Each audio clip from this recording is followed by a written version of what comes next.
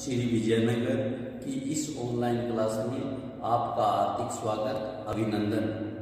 मैं ओम प्रकाश मेहरा आज आपको बीए पार्ट 3 राजनीति विज्ञान के पेपर अंतर्राष्ट्रीय संबंध के शीर्षक संयुक्त राष्ट्र संघ के बारे में अध्ययन कराएंगे। संयुक्त राष्ट्र संघ के बारे में पहले हमने जो अध्ययन किया था उसमें संयुक्त राष्ट्र संघ कैसे बना, क्यों बना, इस बारे में हमने अध्ययन किया था। पहले हमारा अध्ययन था कि संयुक्त राष्ट्र संघ की बनने की बनाने के कारण क्या रहे, कैसे बनाया गया। फिर हमने संयुक्त राष्ट्र संघ की स्थापना के बारे में देखा। फिर हमने संयुक्त राष्ट्र संघ की स्थापना का अध्ययन किया कि इसकी स्थापना कब की गई, किन लोगों की महत्वपूर्ण भूमिका थी। फिर हमने संयुक्त राष्ट्र के उद्देश्यों के बारे में बात की। फिर हमने उद्देश्यों के बारे में बात की। फिर हमने सिद्धांतों के बारे में बात की। उद्देश्य, सिद्धांत, संयुक्त राष्ट्र की स्थापना के उद्देश्य, सिद्धांत। फिर संयुक्त राष्ट्र की बजट की बात की, बजट किस प्रकार बनाया जाता है। फिर हमने संयुक्त राष्ट्र की भाषाओं की बात की, भाषाएं कौन कौन सी अधिकृत भाषाएं हैं। फिर हमने संयुक्त राष्ट्र के सदस्यता के बारे में बात की कि सदस्य किस प्रकार की सदस्यता है, कौन कौन सदस्य है। फिर हमने नेक्स्ट पॉइंट इसका जो अध्ययन किया वो किया सदस्यता का निलंबन कैसे होता है, सदस्यता का निलंबन। फिर हमने जो नेक्स्ट पॉइंट था सदस्यता का प्रत्याहरण, प्रत्याहरण कैसे किया जा सकता है। फिर हमने आगे वाला टॉपिक था वो था सदस्यता विवादास्पद प्रश्न। सदस्यता के बारे में विवाद किन प्रश्नों में हुआ, विवादास्पद प्रश्न। फिर हमने सदस्यता के बारे में निष्कासन किस प्रकार से किया जा सकता है, किसी सदस्य राष्ट्र को संयुक्त राष्ट्र से बाहर कैसे निकाला जा सकता है। फिर हमने अध्ययन किया संयुक्त राष्ट्र के अंग कौन कौन से। अंगों में हम 6 अंगों की बात की। अंगों में हमने 6 अंगों की बात की थी, जिसमें 1 नंबर था हमारा महासभा। महासभा वर्तमान में जो हमारा अध्ययन चल रहा है ये महासभा का चल रहा है। महासभा में हमने किया था महासभा की संगठन और भूमिका, महासभा की संगठन और भूमिका, संगठन और भूमिका। दूसरा टॉपिक हमने इसमें किया था प्रतिनिधित्व।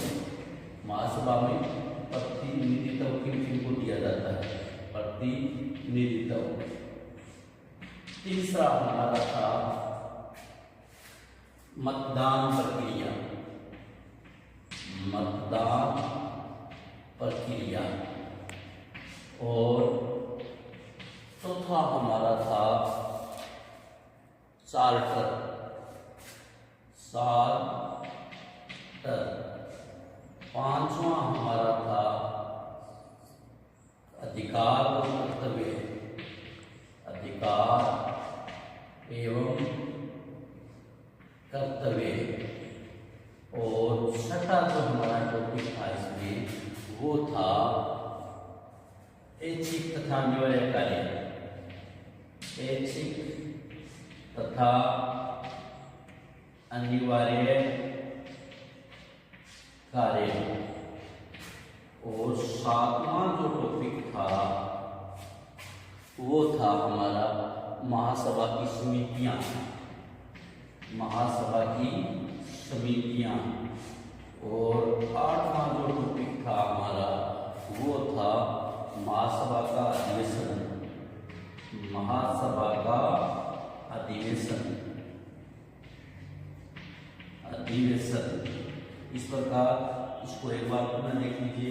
आज तक हमने संयुक्त राष्ट्र संघ का अध्ययन किया, संयुक्त राष्ट्र संघ क्या है, उसकी स्थापना कैसे हुई, संयुक्त राष्ट्र संघ उद्देश्य क्या है, सिद्धांत क्या है, बजट कैसे पारित होता है, भाषाएं कौन कौन सी है, सदस्यता कौन कितने प्रकार की है, निलंबन किया जा सकता है कि नहीं किया जा सकता, प्रत्याहार हो सकता है कि नहीं हो सकता, विवादास्पद प्रश्नों के बारे में बातें हुई, सदस्यता का निष्कासन कैसे हो सकता है, संयुक्त राष्ट्र संघ के अंग इसके छह वो में हम प्रथम करते हैं महासभा की।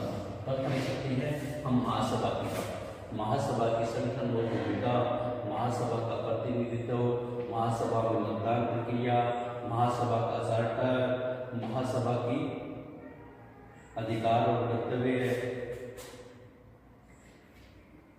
ऐच्छिक और अनिवार्य कार्य, समितियां, महासभा का अध्ययन। ये जो अध्ययन आज तक हमने कंप्लीट कर दिया है, ये अध्ययन जो है हमने आज तक किया है संयुक्त राष्ट्र संघ के बारे में, संयुक्त राष्ट्र संघ के बारे में। नेक्स्ट हमारा टॉपिक है शांति के लिए एकता प्रस्ताव। शांति के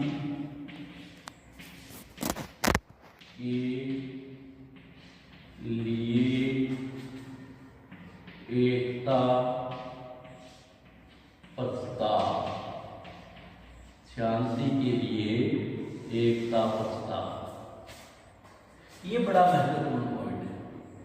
जिस प्रकार से दूरी राष्ट्र के खिलाफ मित्र राष्ट्रों ने संयुक्त राष्ट्र संघ की स्थापना की, दूरी राष्ट्रों ने मित्र राष्ट्रों ने दूरी राष्ट्र संघों के खिलाफ संयुक्त राष्ट्र संघ की स्थापना की, उसी प्रकार संयुक्त राष्ट्र संघ में एक समस्या पैदा हो गई। संयुक्त राष्ट्र संघ में एक समस्या पैदा हो गई क्योंकि सुरक्षा परिषद अपने कार्यों का ठीक से निर्वाह नहीं कर रही, क्योंकि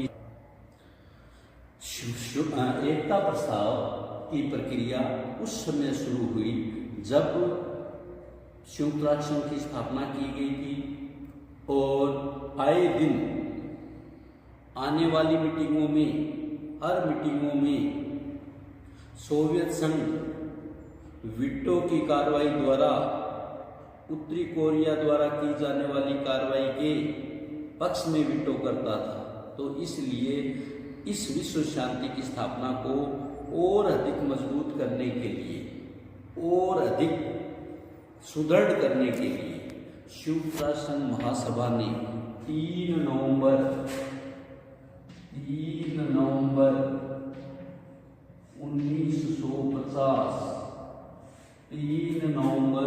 1950 को विश्व शांति की दशा में एक बहुत अच्छा प्रयास किया।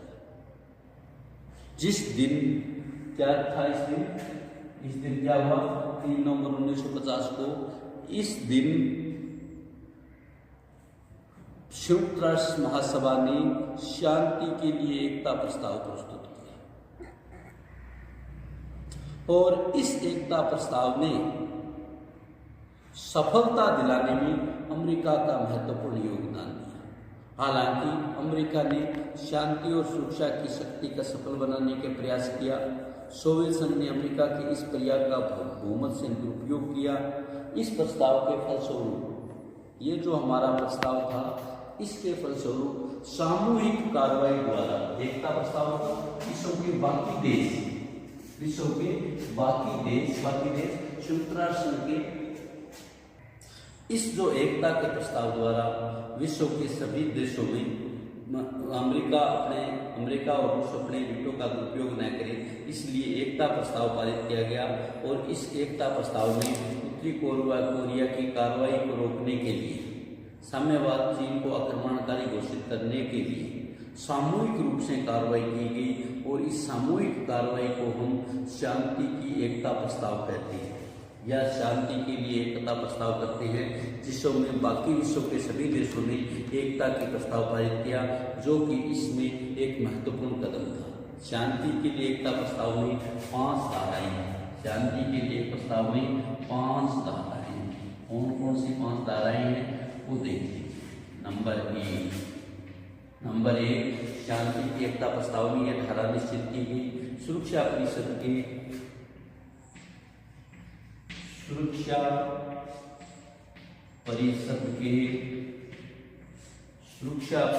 के किन्हीं सुरक्षा परिषद के किन्हीं 9 सदस्य राष्ट्रों या किन्हीं 9 सदस्यों के मतों या सुरक्षा परिषद के किन्हीं 9 सदस्यों के मतों या बहुमत, महासभा के बहुमत,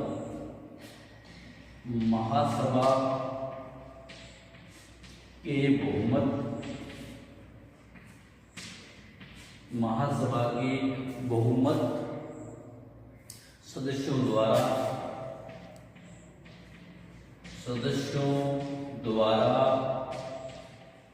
प्रार्थना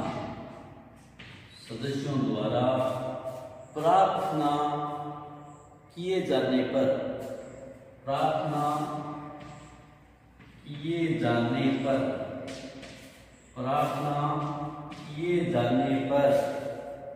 24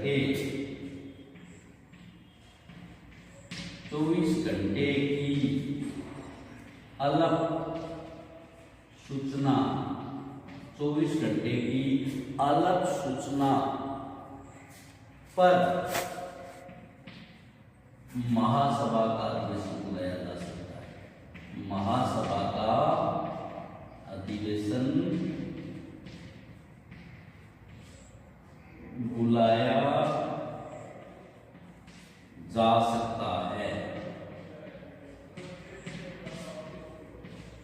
एकता प्रस्ताव की सबसे बड़ी बात यह है, पहले सुरक्षा परिषद के 9 सदस्यों में से 5 सदस्य निलंबन अधिकार वाले या वीटो सदस्यों का 5 सदस्यों का बहुमत अनिवार्य होता था, तभी बैठक बुलाई जा सकती थी। परंतु शांति के लिए एकता प्रस्ताव ने यह निश्चित कर दिया कि जो 15 में से 9 कोई भी सदस्य मत दे देते हैं तो प्रस्ताव लाया जा सकता है, चाहे वीटो वाले भाग ले या न ले। एक बात। दूसरी, महासभा में जैसे वर्तमान में 193 सदस्य, तो 193 सदस्यों का 2/3 सदस्य 193 सदस्यों के 2/3 सदस्य बहुमत से प्रार्थना देते हैं कि 24 घंटे की सूचना में महासभा की अधिवेशन बुलाना अनिवार्य है, तो अधिवेशन बुलाया जा सकता है।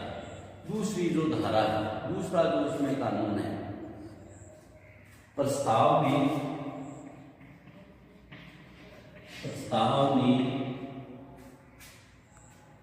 5 स्थायी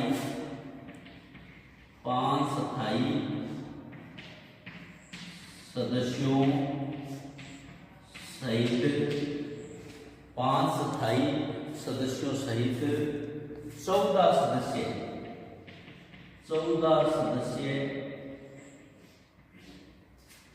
सदस्य शांति निरीक्षण आयोग की स्थापना की जाएगी। 14 सदस्य शांति निरीक्षण आयोग की स्थापना की जाएगी। दूसरा जो धारा थी, दूसरा ये था कि इस शांति के लिए एकता प्रस्ताव में जो 5 स्थायी सदस्य सहित कुल 14 सदस्यों के निरीक्षण के लिए शांति आयोग की स्थापना की जाएगी। इनका जो कार्य है, शांति आयोग का कार्य है कि अंतर्राष्ट्रीय तनाव उत्पन्न होने की स्थिति में, उसकी शांति और सुरक्षा को खतरा होने की स्थिति में संभावना है तो उसका निरीक्षण करेंगे और रिपोर्ट देंगे। पहला तो ये था कि पहले जो था कि 5 सदस्य अनिवार्य वीटो के द्वारा ही विशेष अधिवेशन द्वारा किए हैं, उस प्रावधान को खत्म करके कोई भी 9 सदस्य और महासभा के बहुमत से 14 घंटे की अलग सूचना में अधिवेशन बुलाया जा सकता है। दूसरा है 5 सदस्य स्थायी और कुल 14 सदस्यों को निरीक्षण आयोग की स्थापना की जा सकती है, जो यह देखेंगे कि विश्व में शांति और स्थापना के लिए हमें किन किन चीजों की जरूरत है। नंबर 3, प्रस्ताव के लिए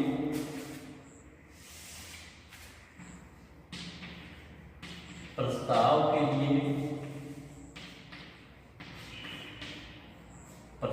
के लिए 14 सदस्य सामूहिक समिति की स्थापना की। प्रस्ताव के लिए 14 सदस्य सामूहिक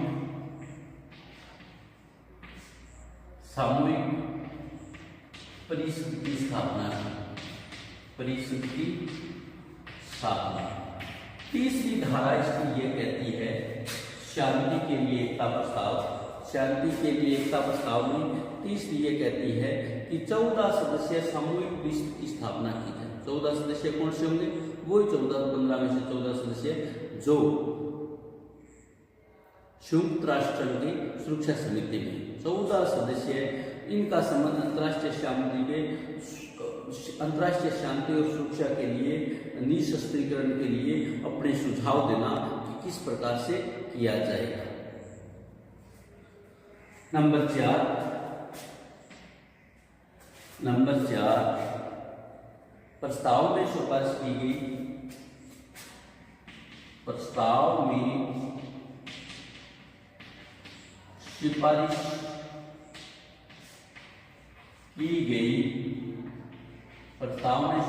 की गई कि यूएनओ को कैसे मजबूत किया जाए। कैसे मजबूत किया जाए। कैसे मजबूत किया जाए, यानी यूएनओ को मजबूत कैसे करना है, इसके लिए चौथा प्रस्ताव शांति के लिए एकता प्रस्ताव ने किया कि राष्ट्र के जो उद्देश्य है उसको प्राप्त करने के लिए जो सदस्य राष्ट्र है वो राष्ट्रीय सशस्त्र सेनाओं की टुकड़ियों को प्रशिक्षण करे, संगठित करे और सुसज्जित करे। नंबर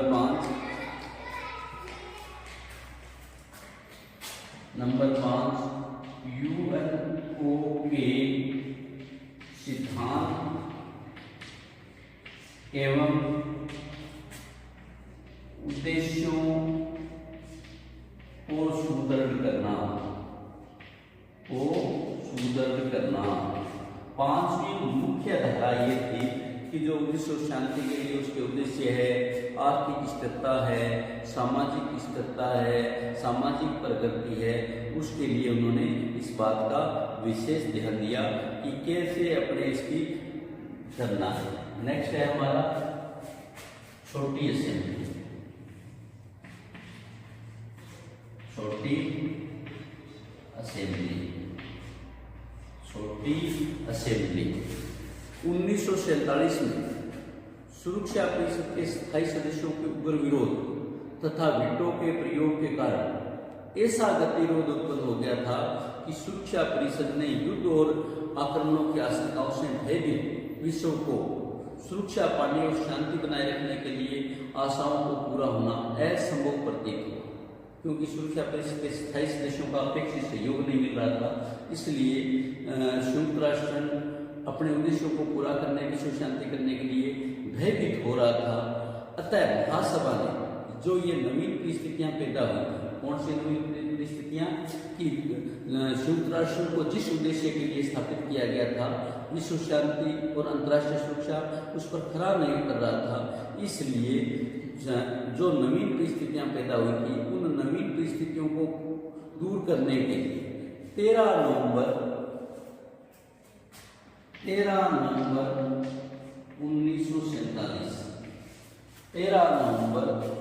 1947 को महासभा ने एक अंतरिम समिति नामक अंग की स्थापना की।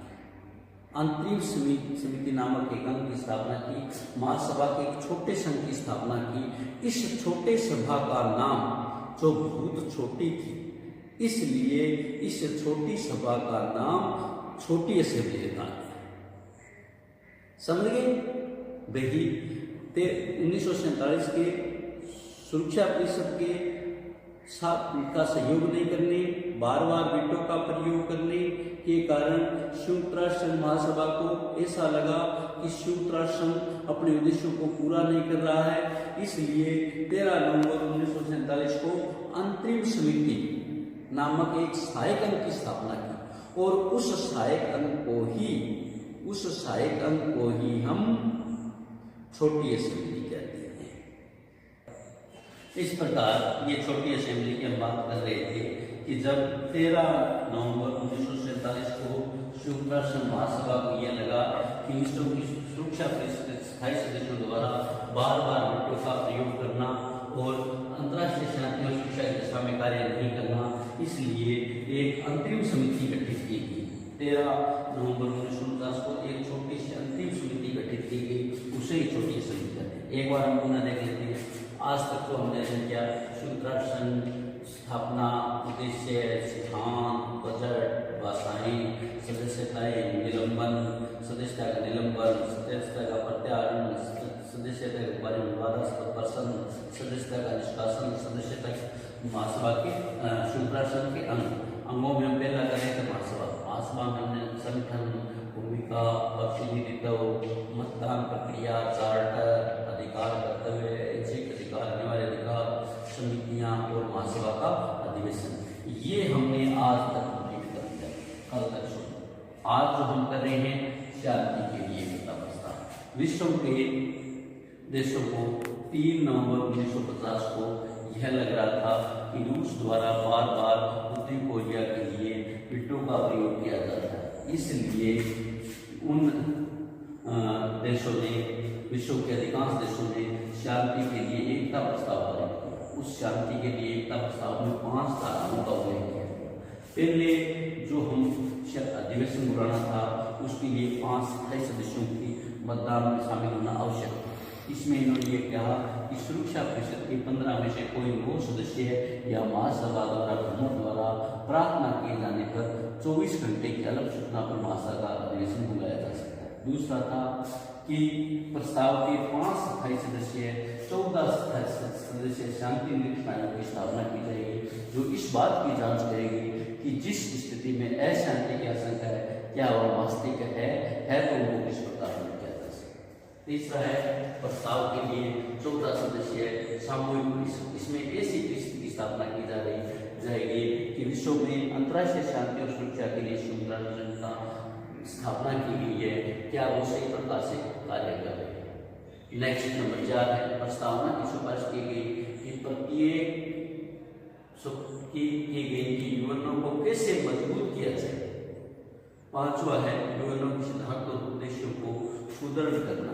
और नेक्स्ट था हमारा छोटी असेंबली में ये था कि जब 13 नवंबर को ये लगा कि सरकार संयुक्त राष्ट्र महासभा अपने कार्य सही से कर रही है या नहीं कर रही है, इसके लिए उन्होंने अंतिम समिति गठित की गई जो छोटी थी, इसलिए इसको छोटी असेंबली। घर में रहे, सुरक्षित रहे, पढ़ते रहे। धन्यवाद।